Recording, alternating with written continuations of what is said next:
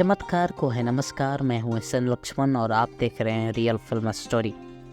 सुखी मूवी की बात आज करने वाले हैं। यह मूवी गृहिणी बनकर लुप्त हुए अपने अस्तित्व को तलाश करती हुई एक औरत पर आधारित है। बचपन की मासूमियत, चुलबुलापन और युवावस्था की अलहड़ता अक्सर जिम्मेदारियों की भेंट चढ़ जाती है। बकौल समाज मैच्योर होना भी जरूरी है। भले ही आप अंदर से खत्म होना शुरू हो जाएं, लेकिन मैच्योर होना जरूरी है। सुखी अपने पति गुरु, बेटी जस्सी और दादू के साथ बेरंग जिंदगी गुजार रही है। यह हमारे समाज की परंपरा रही है। शादी के बाद जीवन में रस ना भी हो तो अपनी हसरतों का बलिदान कर खुश रहना सिखाया जाता है। आदर्श बनने के दबाव में स्त्री का खुद का वजूद लुप्त होने लगता है। वो सिर्फ आदर्श बहू, बेटी, भाभी और पत्नी बनकर रह जाती है। बुझी सी जिंदगी के साथ मूवी के शुरू के 2.5 मिनट की एक वीडियो क्लिप सुखी के स्कूल टाइम के व्यक्तित्व को बताती है। किस तरह से सुखी ने बिल्कुल बिंदास, बेधड़क, बेशर्म, बेपरवाह और विजेता के रूप में अपनी जिंदगी को जिया था, लेकिन अब किसी अनजान की शादी में डांस करने वाली सुखी अब कहीं गुम सी हो गई है। सुखी को एक इनविटेशन मिलता है स्कूल की रीयूनियन का। उसे देखकर उसे वापस उसी ज़िंदगी को जीने का मन करने लगता है।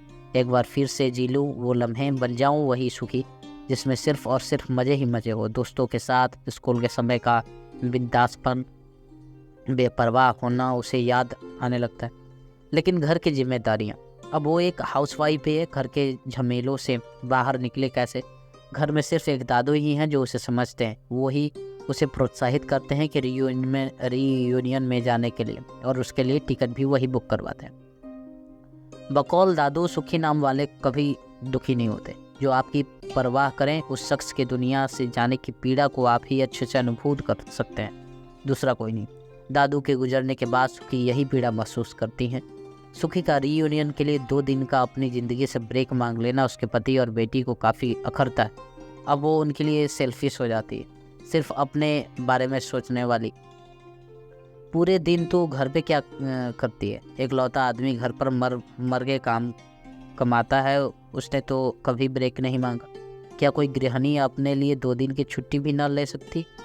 फाइनली सुखी अपने पति और बेटी की मर्जी के बगैर ही उस स्कूल रियूनियन में शामिल होने के लिए दिल्ली निकल पड़ती है। दिल्ली पहुंचकर दोस्तों से मिलना बहुत सुखद एहसास देता है।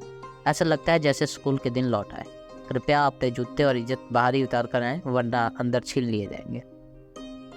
जिंदगी के ट्रॉमेज बाहर निकलने लगते हैं। आंसू के रूप अपने अस्तित्व को खोने का दर्द बाहर आने लगते हैं। औरतों की जिंदगी सुबह की चाय और रात के दूध में ही अटक के रह जाती है। जिंदगी स्कूल में ही कट जानी चाहिए थी यार। रीयूनियन पार्टी में सुखी को मिलता है चमगादड़ उर्फ विक्रम। वैसे तो सुखी पूरी स्कूल में सभी की क्रश थी, लेकिन विक्रम का सुखी पर बहुत ज़्यादा क्रश था। पार्टी में सुखी के लिए विक्रम की कल्पना होती है कि एक कलरफुल बाइक, हाथ में अल्कोहल की बोतल और एक धमाकेदार एंट्री, लेकिन वो सुखी अब कहाँ। खैर, पार्टी शुरू होती है और सुखी का मन भी धीरे धीरे खुलने लगता है।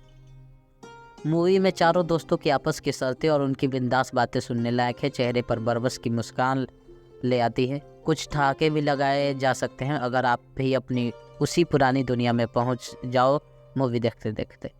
चेहरे पर कुछ नमकीन बूंदे भी गिर सकते हैं। दोस्तों के साथ मिलकर दुनिया कुछ अलग सी हो जाती है, जैसे कि बचपन में और टीनेजर्स की दुनिया में गोते लगा रहे हो।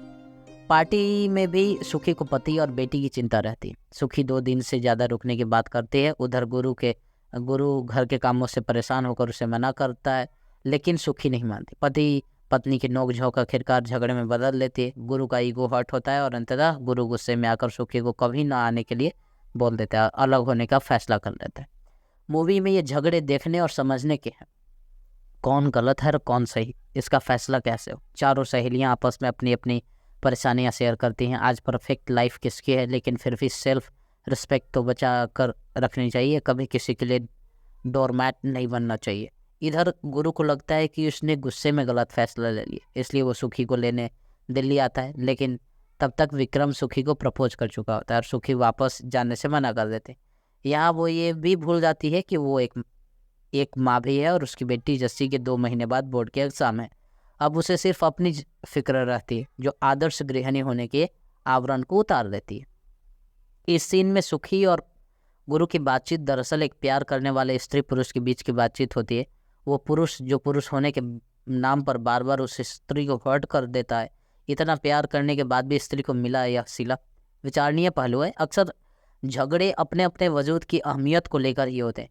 पितृ सत्तात्मक समाज है तो प्रभावी भी पुरुष ही होगा, लेकिन यहाँ स्त्री अपनी प्रभाविता कायम रखती है और पुरुष को एहसास हो जाता है कि स्त्री को त्यागने के बाद वो आज़ाद है अपने फैसले पर अडिग रहने के लिए। आगे क्या होता है, सुखी किसके साथ जाती है, यह आप मूवी में देखिए। वर्तमान में लोगों को जिम्मेदारियों में बंधा देखकर फिल्मकार ने अच्छा विषय लिया और अच्छा दिखाने की कोशिश भी की। पुरुष और स्त्री दोनों आज़ादी चाहते हैं, लेकिन दोनों ही एक बंधन में बंधने के बाद अपनी अपनी आज़ादी खो देते हैं। यह भी सिर्फ अपने अपने नज़रिए पर निर्भर करता है। स्त्री और पुरुष यदि दोनों एक दूसरे के साथ सहजीविता के रूप में अपना जीवन गुजारे तो आज़ादी के होने या न होने की कभी बात ही न हो। पितृसत्ता और नारी सत्ता का वजूद भी ना रहे, लेकिन इतनी समझ पाई जाती है बहुत कम स्त्री पुरुषों में। इसलिए अधिकता आज़ादी खोने वालों की ही है। रिश्ते रखने का मुख्य कारण भी शायद यही है। दिल्ली बेली मूवी में दिल्ली के छटकारे वाले जायकों को भी दिखाया गया। 15 फुट जॉइंट जो शुरू होते हैं पराठे वाली गली से, बाकी दिल्ली वाले ये जानते ही हैं। मूवी के एक सीन में एक कीर्तन समारोह में सुखी के चप्पल रखने का अंदाज देखिएगा, कितनी अधीरता है उसमें। मूवी में हास्य के चटखारे भी खूब लिए गए हैं। चारों सहेलियों की बिंदास गुफ्तगू मज़ेदार है।